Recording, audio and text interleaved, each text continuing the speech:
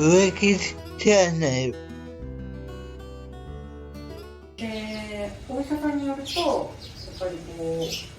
う女性ホルモンって悪いものじゃないみたいで、男の人も例えばついている脂肪から女性ホルモンが出てるとかっていうようなことがあって、そういうのがあるから生活習慣病にひどくなりすぎずに済んでるんですって。ところが島森さん、その子宮も卵巣も全部取っちゃって女性ホルモンが分泌しにくい体になったらば、まあ、女性ホルモンが味方してくれないとこんなに生活習慣病がどんどん進むのねとか思っている。なんか脂肪肝だっていうふうに言われて、で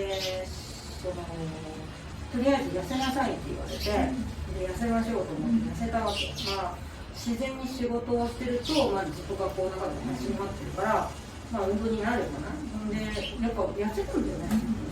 それだけど、でもやっぱり昨日の話だと、薬を飲んでるから中性脂肪がいいけど、なんか肝臓の値がすごい悪くなってる、抗がん剤やってた時よりも悪い数値になってるよと言われてガーンってなってるんだけど、この風に書いたんだけど、子宮がんですよとか言われた時にガーンってすごい言いたかったのに、昨日も言うの忘れたわじゃあ。だからそうやってね、肝臓の数値ががんの時よりも悪くなってますよと言われた時にガーンって言えばよかったね。なんかいつか言ってくれよ。いつもね言われた時にああと思って、なんで痩せたのに数値が悪くなるのかなとかって思って、やっぱりなんか腹が立つの。だからね、だから女性ホルモンって悪いやつじゃないみたいだよ。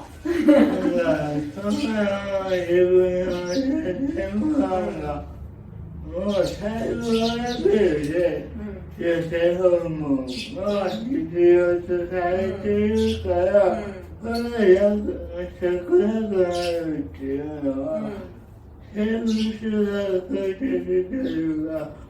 体としてやばいんですよ。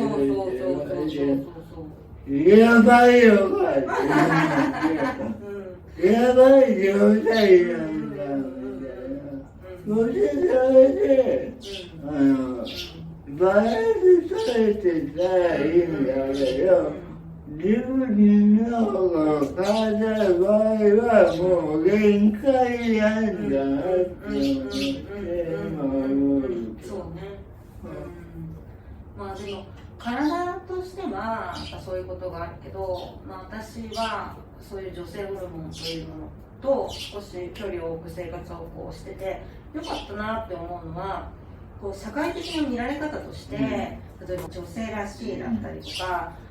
なんていうの、やっぱ女の先生だからみたいにして期待される部分があるじゃん。だけどそういうふうなものから自分が自由になれたことがすごく大きいかなって。例えば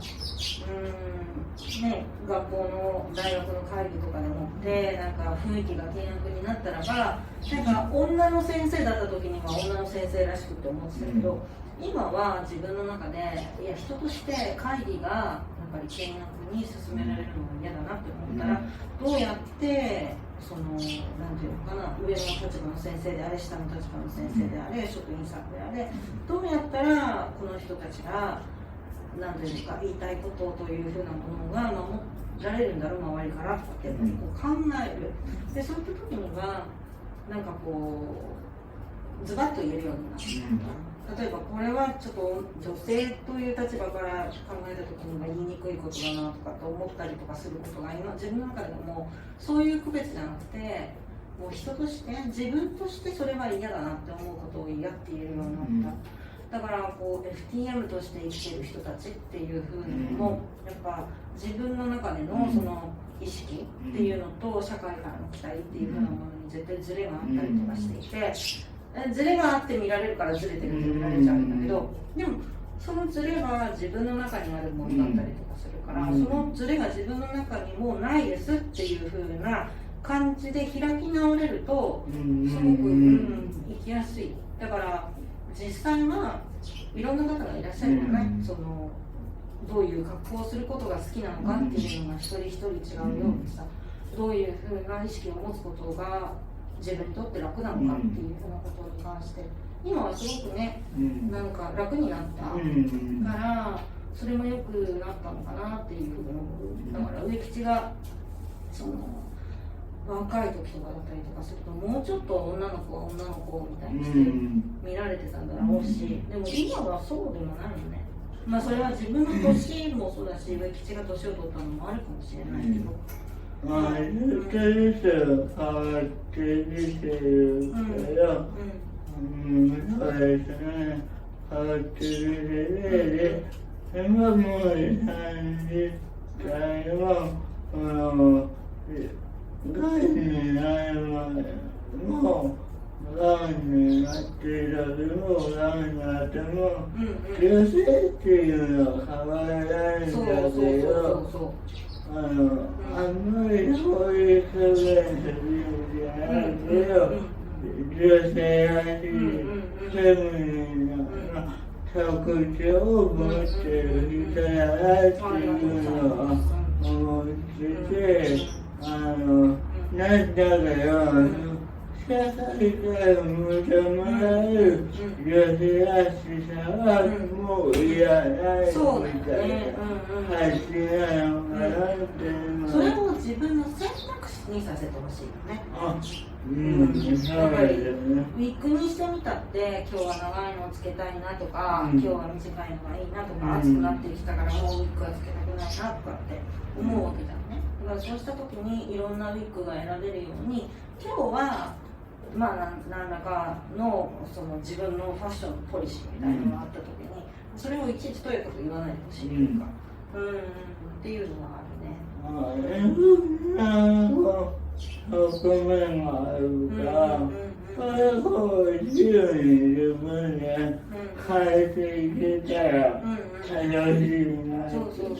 思います。そんな風に思いますね。そのことが、まあ、子宮がんやってよかったわなっていうふうに思うことかな。ほんまにいろんなことがあったんですけど、その先生の声で、6年ぶりぐらい。そんなになる？あ、そうか。多分ぐらいに会えて、で、こういうふうに滞在しながらも笑って話せて、すごい良かったって思っ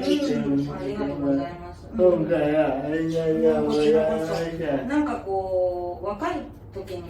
べて、まあ、ずっと見てきてるけど、どんどん植吉がこう植吉らしく自由なその形でこう生きてきてのびのびとしてるっていう姿が見れることがとても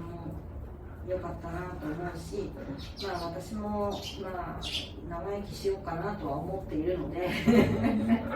またね、もうビールは飲まないっていう衝撃発言、ビールというかアルコールはもう飲まない、植吉はもう飲まないっていう、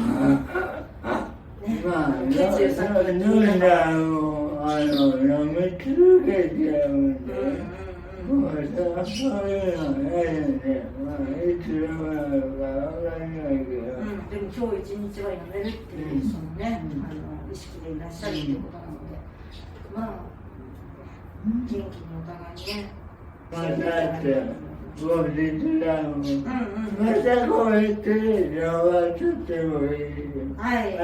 しい本。そう、新しい本です。私、子宮がや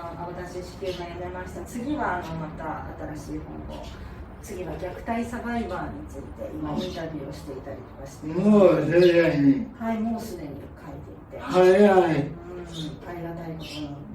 そちらの方でもまた読んでいただいて宣伝をさせてください。はい。お願いします。お願いします。はい。ありがとうございました。ありがとうございます。それでは、バイバイ。高評価、チャンネル登録、よろしくお願いします。